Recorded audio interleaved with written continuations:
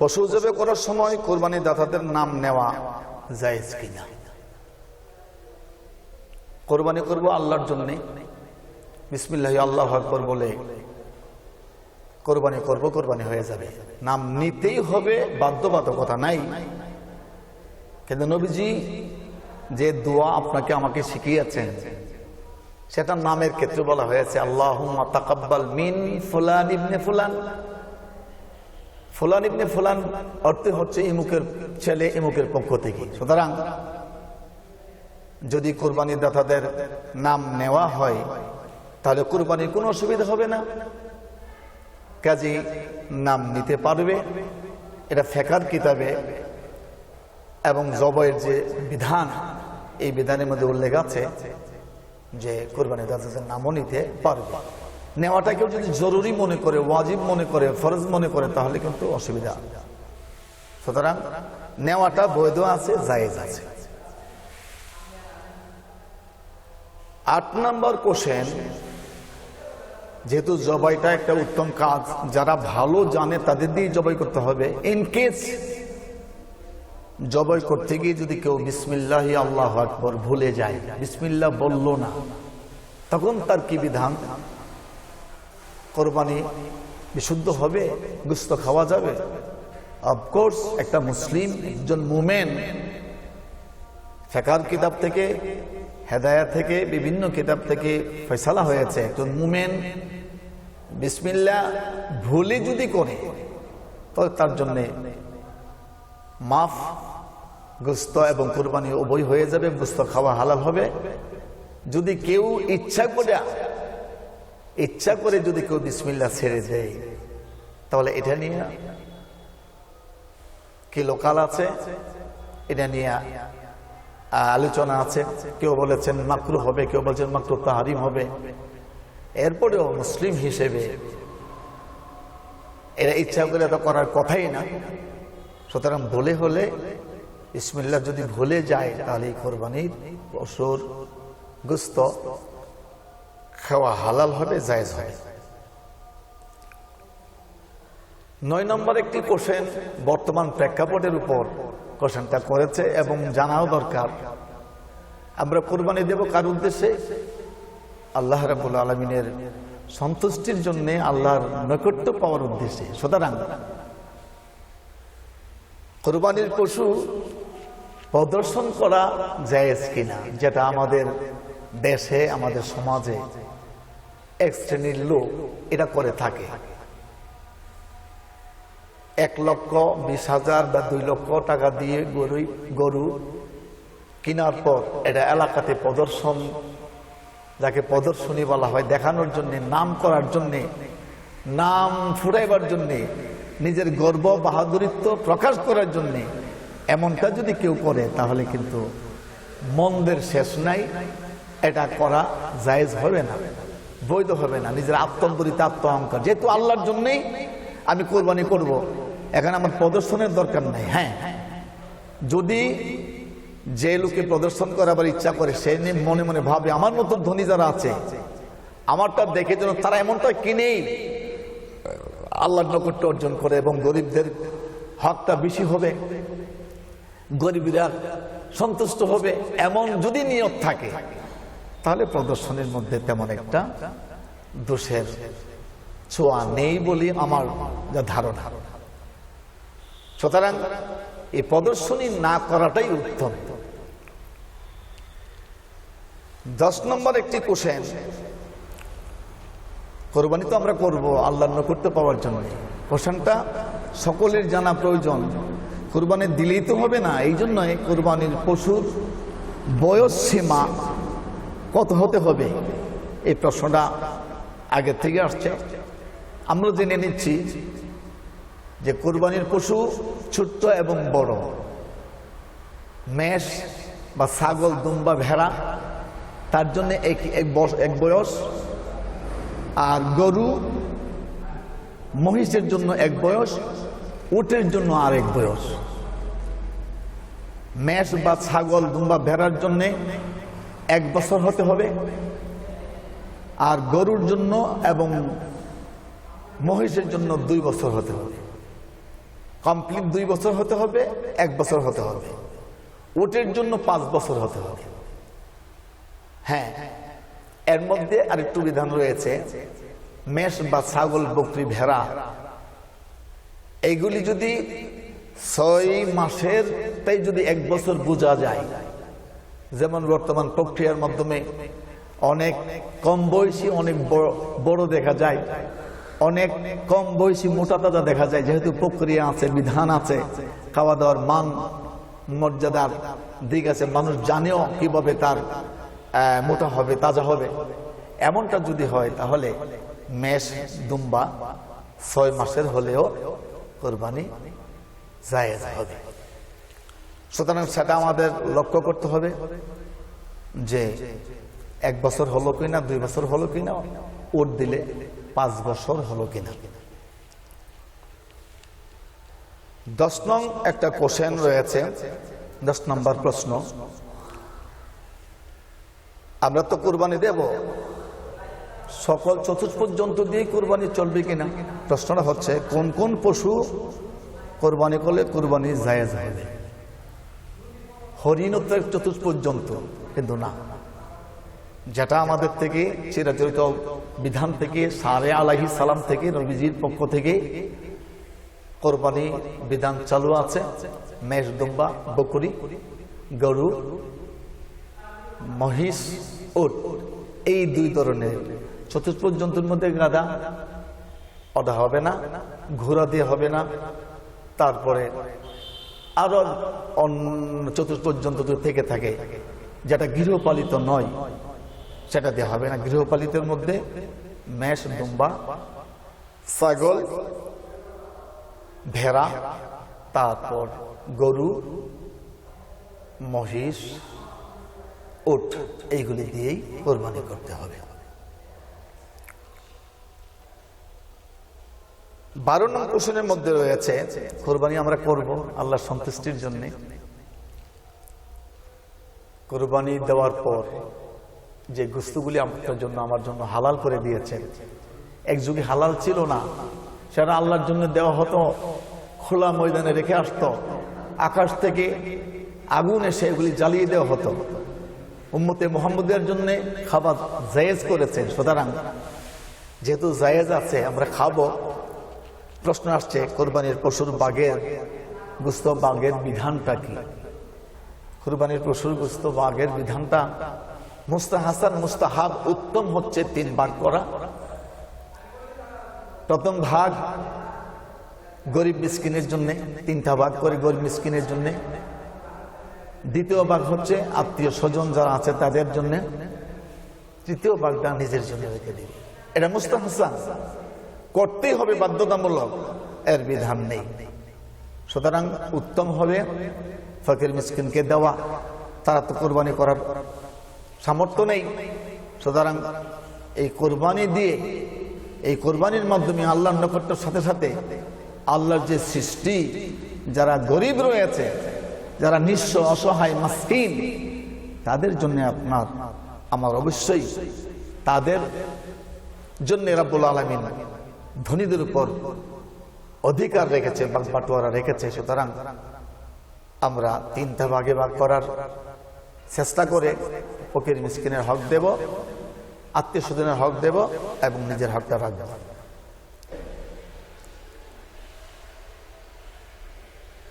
কোরবানির গোশত কতদিন পর্যন্ত খাওয়া যাবে, এটা একটা প্রশ্ন।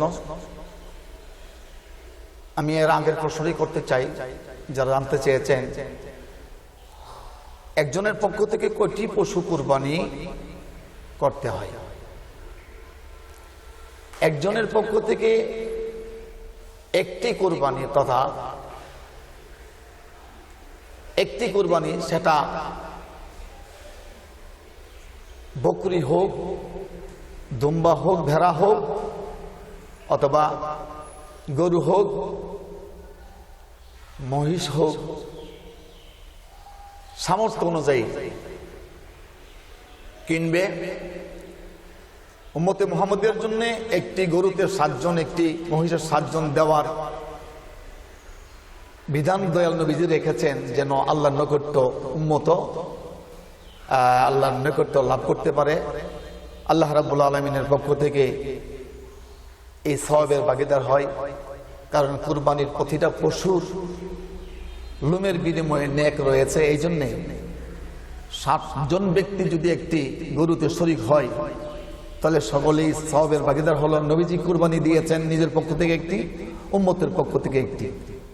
সুতরাং একজন ব্যক্তি ইচ্ছা যদি করে যে আমি 2টা বা 3টা বা 4টা কুরবানি দেব, আমার আপনজন যারা আছে তাদের পক্ষ থেকে দিব, যারা মৃত্যুবরণ করেছে তাদের পক্ষ থেকে দিব, সেটাও জায়েজ আছে। কিন্তু একজনের পক্ষ থেকে একটা কুরবানি দেওয়াটাই পরিধানযোগ্য, গ্রহণযোগ্য এবং সেটাই সেই কাল থেকে জারি হয়ে আসছে।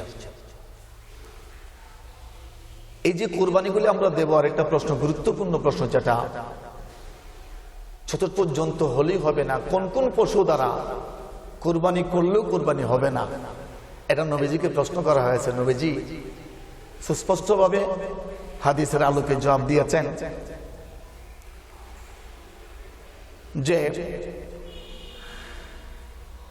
যে পশুটা জন্মা থেকেই অন্ধ, পরবর্তীতে ভালো চোখ ছিল, কিছু ডিস্টার্ব হয়েছে, এটা নয়। জন্ম থেকে যদি অন্ধ হয়, একটি চোখ অথবা 2টি চোখ, এই অন্ধ চোখওয়ালা পশু জবাই করলে কুরবানি হবে না।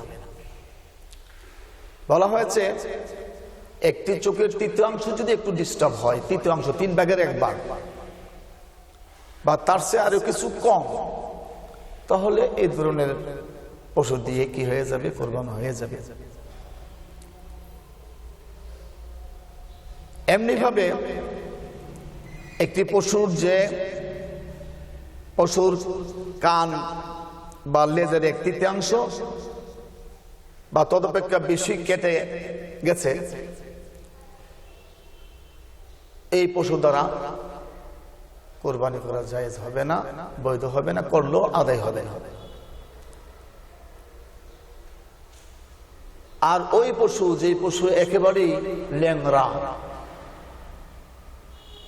পা মাটিতে লাগেই না, চোয়া যায় না, একটি বেঠে, একেবারে আতুর বা ল্যাংড়া যাকে বলা হয়, এই ল্যাংড়া পশু দ্বারা কুরবানি করলে কুরবানি আদায় হবে না। 4 নম্বর বলা হয়েছে এতই ক্ষীণ, দুর্বল, হাড় দেখা যায়, চতুর্ভুজ জন্তু ঠিক। কেউ যদি মনে করে চতুর্ভুজ জন্তু যেহেতু কিনার কথা বলা হয়েছে, বা একটি পশুদের 7 জন দেওয়া যায়, আমরা কয়েকজন দুর্বল দিকে অল্প গরিবেরা 7 গরিব মিল্লা দুর্বল একটি কিনে ফেলেছে, যেটা একেবারে ক্ষীণ, একেবারে দুর্বল, এই দুর্বল পশু দ্বারা কুরবানি করলে কুরবানি আদায় হবে না। সুতরাং এই 4 শ্রেণীর পশু দ্বারা কুরবানি করলে কুরবানি আদায় হবে না।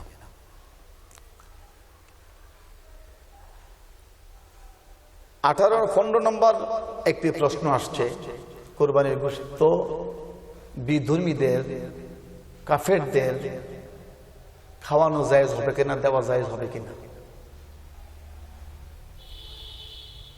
কুরবানির গোশত যেহেতু দানের পর্ব আসছে, দান করতে পারে, আর দানের মাধ্যমে আল্লাহর সন্তুষ্টি অর্জনের এই সুন্দর সুযোগ। সুতরাং কেউ যদি কাউকে দান হিসেবে, এটা মুসলিম, আল্লাহর সৃষ্টিজীবী হিসেবে অমুসলিম, সবাইকে দিতে পারে, কিন্তু মজুরি গ্রহণ করার জন্য কাউকে 1 টুকরা গোশত দান করলেও এই কুরবানি তার পক্ষ থেকে আদায় হবে না। মজুরি নেওয়া যাবে না, কিন্তু দান করা যাবে, সবাইকে দেওয়া যাবে। হ্যাঁ, দানের বিধান আছে। সুতরাং বিধর্মীদের খাওয়ানো জায়েজ আছে। 16 নম্বর একটি প্রশ্ন আসছে, কুরবানির গোশত শ্রমিকদের দিলে কুরবানি শুদ্ধ হবে কিনা। শ্রমিক বলতে আমি নিজে পারি না, আমি একজন, আমার গাভী অথবা গরু অথবা আমার বকরি কেটে পরিশ্রম করে দিবে, আমি তাকে গোস্ত দিয়ে দিব 2 কেজি 3 কেজি 4 কেজি, এটা যদি কেউ নিয়ত করে বা দেয় তাহলে কোরবানির সম্পূর্ণটা বাতিল হয়ে যাবে। মজুরি হিসেবে এক টুকরাও দেওয়া যাবে না, তার কার্যের বিনিময়ে, তার শ্রমের বিনিময়ে তাকে আগে বলতে হবে যে আমি তোমাকে এত টাকা দেব, আমার পক্ষ থেকে গোস্ত পাওয়ার আশা করবা না, যদি তুমি পারো তাহলে করো। এটা ক্লিয়ার কাট দিয়ে, হ্যাঁ, মজুরি দেওয়ার পর আপনার ইচ্ছা, আপনি যতটুকুন তাকে দিয়া আপনার মনে চাই আপনি দিবেন, কিন্তু কাজের বিনিময়ে নয়। কাজের বিনিময়ে টাকা দিতে হবে, এটাই আদিকাল থেকে অনাদিকাল থেকে আসছে এবং এটাই মাসলা প্রণিধানযোগ্য এবং গ্রহণযোগ্য। 17 নং প্রশ্ন, কোরবানির পশুর যে নারী বুড়ি আমাদের দেশে আমরা যা দেখে আসছি এবং অনেকেই মাসলাটা জিজ্ঞেস করে, নারী বুড়ি খাওয়া যায় কিনা এবং খুর খাওয়া যায় কিনা, এটা কিন্তু খেয়ে আসছে, কিন্তু মাসালাটা যা রিসার্চ করা হয়েছে বিভিন্ন কিতাব থেকে আমি দেখেছি, এই নারী বুড়ি একেবারে মাকরু তাহরিম, এটা কোনো মতেই জায়েজের পন্থায় পড়ে না, খাওয়া যাবে না। কিন্তু এটা খেয়ে আসছে অনাদিকাল থেকে, এটাকে বিভিন্ন নাম দিয়ে কেউ কেউ কোনো কোনো জায়গায় খুব সুস্বাদু বলে, এই হিসেবে খেয়ে থাকে। আসলে এটা ফিকহ কিতাবে সুস্পষ্টভাবে নিষেধ করা হয়েছে, নারী বুড়ি খাওয়া যাবে না। কোরবানি দেব, কোরবানির চামড়ার বিধান আসবে। একদল চামড়া নেওয়ার জন্য, গরিব গুরাবাদের অধিকার খর্ব করার জন্য, হারামটাকে হালাল করার জন্য বিভিন্ন পথ অবলম্বন করে মাসলা মাসাইল দিয়ে থাকে। সেই সুবাদে প্রশ্নটা করেছে যে কোরবানির পশুর চামড়া টাকা বিতরণ কিভাবে করতে হবে, কোথায় করতে হবে। যাকাতের এবং কোরবানির চামড়া বিক্রি করার পর সেই টাকাটা কোরআন শরীফে 8টা খাতের কথা বলা হয়েছে, 8টা স্থানে দেওয়ার কথা। একটা স্থান রহিত হয়ে গেছে, 7টা স্থান এখনো বলবৎ আছে। তন্মধ্যে গরিব, গরিবা, মিসকিন, তাদেরই হক। বিক্রি করার পর এই টাকা ধনীরা খেতে পারবে না, রাখতে পারবে না, এটা গরিব গরিবাকে দিয়ে দিতে হবে। হ্যাঁ, মালিক যদি ইচ্ছা করে চামড়া আমি বিক্রি করব না, আমি নিজে ইউজ করব, নিজে ব্যবহার করব, হ্যাঁ, তার ব্যবহার দাবাঘাত করে শুকাইয়া বিভিন্ন ধরনের থলে বা ব্যাগ বানাতে যেতে পারে, বাক্স বানাতে পারে, নিজে ব্যবহার করলে জায়েজ আছে। কিন্তু বিক্রি করার পর এই বিক্রিত এই টাকা, বিক্রি করার এই মূল্য দাম গরিব গুরাবা দিয়ে দিতে হবে। এখন আমাদের দেশে গরিবের, ধনীরাও গরিব বানায়, এক শ্রেণীর লোক রয়েছে। এই সুবাদে আরেকটা প্রশ্ন আসছে যে কোরবানির পশুর চামড়ার বিক্রি করে ওই টাকা মসজিদে, তারপরে মাদ্রাসায়, তারপরে গরিব ফান্ড যেখানে এতিম মিসকিন গরিবরা লেখাপড়া করছে তাদেরকে দেওয়া যাবে। কিন্তু এটাকে হালাল বানানোর ফায়তারা করে যারা বক্ষণ করবে, হিলা বাহানা করে, এটা বৈধ হবে কিনা সন্দিহান। সুতরাং গরিব গুরাবা মসজিদে না দিয়ে, উন্নয়ন কোন কল্পে না দিয়ে, গরিবদের জন্য যেহেতু বিধানটা রয়েছে, এই জন্য গরিবদের হাতে তুলে দেওয়াটাই উত্তম বলে মনে করি। আমার এক ভাই সুন্দর একটা প্রশ্ন করেছেন, যেটা বর্তমান প্রেক্ষাপটের উপর। করোনাকালীন সময়ে কোরবানির বিধান, এটা শুধু করোনাকালীন না, সেই কাল থেকে অদ্যাবধি কোরবানির বিধান একই বিধান। এই যে করোনাতে যে অবস্থা চলছে, অভাব অনটন যেখানে সয়লাভ হয়ে যাচ্ছে, এখানে গরিব গুরাবা দেখা তাদেরকে টাকাটা দেওয়া জায়েজ হবে কিনা কুরবানি না করে। যেহেতু কুরবানি করাটা ধনীদের উপর, ধনী ব্যক্তি কুরবানি করবে ঠিকই, আর গরিবরে দান করার জন্য তার অন্য খাত থেকে বা অন্য তবিল থেকে বা অন্য সম্পদ থেকে দেওয়াটাই বুদ্ধিমানের কাজ হবে। কুরবানিকে রহিত করা যাবে না, কুরবানি বাদ দেওয়া যাবে না। এখানে আরেকটা প্রশ্ন চলে আসে, সরকার বাহাদুর এই করোনা ভাইরাসকে ট্যাকেল দেওয়ার জন্য বিভিন্নভাবে প্রতিবন্ধকতা, বাধা এবং সচেতনতা অবলম্বন করার কথা বারবার টিভিতে, তারপরে মিডিয়াতে বিভিন্নভাবে বলছে। আমরা এই কোরবানি করতে গিয়ে যেমন এই ঈদুল ফিতরের নামাজ থাকেই সরকার বাহাদুর করতে দেয় নাই, ঈদুল আজহার নামাজটা দেবে কিনা সেটা এখনো আমরা সন্দিহান। সুতরাং এই কোরবানি করতে গিয়েও মুসলমান ইমানদার মোমেন মোমেনা যারা আছে তারা সতর্কতা অবলম্বন করে ডিস্টেন্স, দূরত্ব বজায় রেখে এক জায়গাতে একবারে গ্যাদারিং না হয়ে কোরবানির বিধান যেন পালন করে কোরবানির বিধান পালন করতে হবে। সুতরাং কেউ কোরবানিকে বাদ দিয়ে এই করোনা ভাইরাসজনিত রোগে প্রাদুর্ভাবে যেখানে আক্রান্ত হয়েছে এই তিন গরিবদেরকে দান করার বিধান আছে, কিন্তু কোরবানি বাদ দিয়ে দান করতে হবে, দান করবে এমনটা যেন না হয়। আমার আরেক বন্ধু আরেকটা প্রশ্ন করেছেন, জানতে চেয়েছেন জীবিতদের সাথে মৃত ব্যক্তিদের পক্ষ থেকে কোরবানি করা জায়েজ আছে কিনা। এটা মিডিয়ার মাধ্যমে কিছু কিছু লোক অতি বক্তিসুরের লক্ষণ একটি কথা আছে, বেশি জানাতে চাই, বেশি জানতে চাই নিজের ফুডাঙ্গির জন্য। এটা না করে জীবিত ব্যক্তি একজন নিজের পক্ষ থেকে একজন দিবেন, এরপরে যদি তার নাম তার উপর থেকে ওয়াজিব আদায় হয়ে যাবে, বাকি ৬টি নাম অর্থাৎ গরু যদি কিনে কোরবানি করার জন্য নিজের নাম একটা নাম দিয়ে বাকি ৬ জন মৃত ব্যক্তির নামও দিতে পারবে এবং ওই তাদের পক্ষ থেকে দিতে পারবে।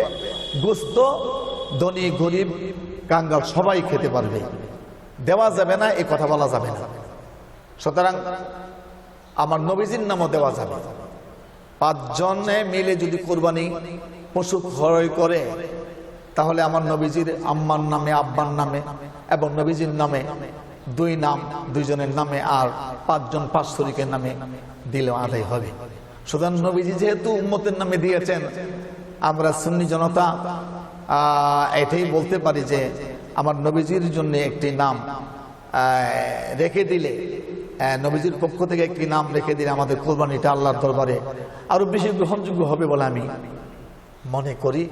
সুতরাং এই মৃত ব্যক্তিদের সাথে জীবিত ব্যক্তিদের সাথে মৃত ব্যক্তিদের কোরবানি জায়েজ রয়েছে। আরেকটি প্রশ্ন আমার আরেক বন্ধু করেছেন, কতদিন পর্যন্ত কোরবানি করা যাবে? শাওয়াল, জিলহজ মাসে কি পুরাটাই কোরবানি করা যাবে? না, কোরবানি করার বিধান রয়েছে 10 তারিখ থেকে 12 তারিখ, 3 দিন। 3 দিন কোরবানি করবে। আমরা আয়ামে তাশরিক পালন করি 5 দিন। 9 তারিখ থেকে 13 তারিখে আসর পর্যন্ত আমরা তাকবীর পড়ি, কিন্তু কোরবানি বিধান হচ্ছে 10 তারিখ থেকে 12 তারিখ। 10, 11, 12 এই 3 দিন কোরবানি করবে। 3 দিন কোরবানি করতে পারবে। এটা হচ্ছে কোরবানির সময়সীমা, কোরবানির দিন।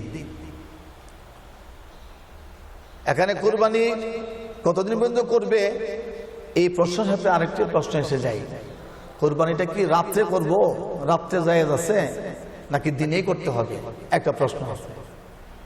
রাত্রে জায়েজ আছে 100 পার, না জায়েজের কিছু নেই। কিন্তু কেউ কেউ সতর্কতার জন্য বলছে যে রাত্রে যেহেতু কোরবানি করতে গিয়ে তার রগ এবং বিভিন্ন জায়েজ না জায়েজের কাটাকাটি আছে, যদি অন্ধকারের মধ্যে কোরবানি করে কোরবানিটা হালাল হারামের ব্যাপার স্যাপার আছে। সুতরাং রাত্রে না করে দিনে করাটাই উত্তম, দিনই করতে হবে। যদি রাত্রে আলুর ব্যবস্থা থেকে থাকে, কোনো অসুবিধা না হয়, রাত্রেও কোরবানি করতে পারবে। আমার আরেক বন্ধু আরেকটা বর্তমান প্রেক্ষাপটের উপর একটা প্রশ্ন করেছেন, সেটা হচ্ছে সৌদি সরকার কর্তৃক বাংলাদেশ গরিব মনে করে, পৃথিবীর আরো বিভিন্ন দেশ গরিব মনে করে ওই হাজিদের গুস্ত প্যাকেজিং করে ছেড়ে দেয় বাংলাদেশের আসে। এটা অনেকদিন আগে থেকে জানতাম যে গরিব গোরাবারই খাবে, গরিব গোরাবার খাবে।